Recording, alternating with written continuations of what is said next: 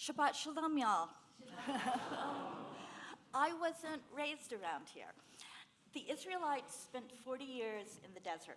It's taken me longer than that to complete my journey from my Southern Baptist childhood to being here today to be able to speak with you and read from the Torah. From the time I was a very little girl in my starched Sunday school dresses and ruffled socks, what always interested me in the Bible stories was, and where did the Jews go then? And my kind, well-meaning Sunday school teachers kept telling me I was missing the point. Judaism has been calling to me for a long time. One of the stories I was taught as a child was the one we are reading this week, the story of the golden calf. Moses left the Israelites and went up on the mountain to receive the tablets from God. And while he was gone, the people lost faith, and they turned to idol worshiping. As a child, I felt for the Israelites. And why not? The desert is a scary place. The people had been through so much. Trauma is cumulative, and faith is hard. So Aaron, Moses' brother, he took the people's jewelry, he took their golden earrings and their golden bracelets and their rings, and he melted them down in the fire. He fashioned a golden calf that the people worshiped with dancing and feasting. But still, how could they turn away from God so quickly?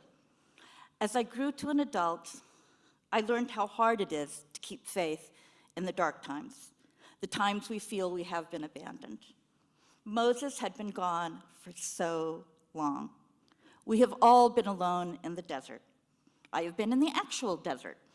Like the Israelites, I lived in Egypt for a while, during a very dark time in my life, when I needed a job, and the only one I could find was in Cairo.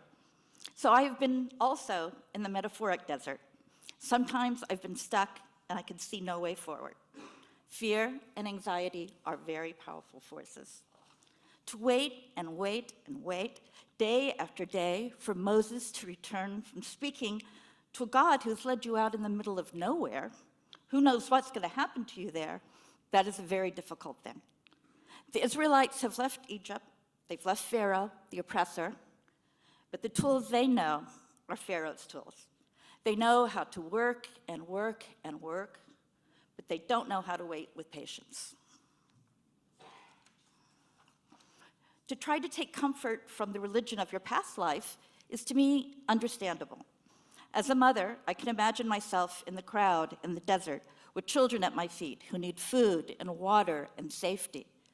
And I can imagine thinking, I have to use what I know to make sure that they are safe.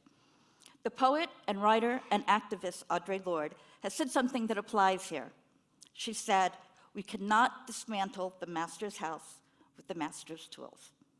I am not the first person to use her words to speak about this story, but it resonates deeply with me, and I find it deeply instructive.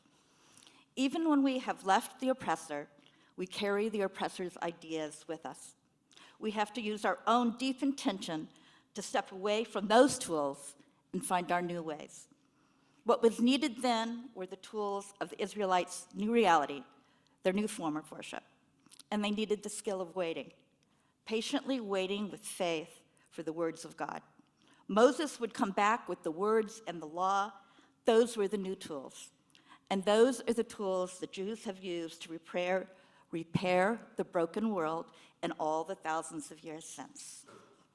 There are so many examples of this wisdom by Audre Lorde. Just one is the incredible expansion of gay rights in just the very recent past. The tools of the oppressors in this fight were shame, hate, fear, insult. But in my lifetime, we've gone from that to a time where government officials and representatives are openly gay, a time when gay people can marry and create families with children. We're at a time where I can be openly married to my wife, and I can be an educator, openly gay, at a modern Orthodox Jewish school. This was completely unimaginable not that many years ago. We did not use the tools of the oppressors in our battle. The tools we used to gain our freedom were the very opposite. We used conversations, we used respect, we used dignity, we used words, and we used the law. And in the end, we won our freedom. But we live in a very divided time. The oppressors once again use insults, fear, and deprivation of dignity to try to take away from us the rights we have won. Not only the right to marry, but women's reproductive freedom, the right to vote, so many rights that we hold dear. In many ways, we fear that we will be left alone in the desert again. But we will not dismantle the master's house by using the master's tools. Hate, violence, and disinformation are not our tools. We have what Moses brought back to us. We have words of respect. We have laws that are meant to ensure human dignity. We have the God who gave us the words of Torah. Just like the Israelites, we will sometimes suffer from fear and anxiety. But we use this story to remind us that we will go forward, we will find our place, and ensure that our freedoms are won with the tools of the words of Torah. Thank you for being my congregation and for giving me the chance to be here at last after my long journey. And now I know what happened to the Jews. We're here. Shabbat shalom, y'all.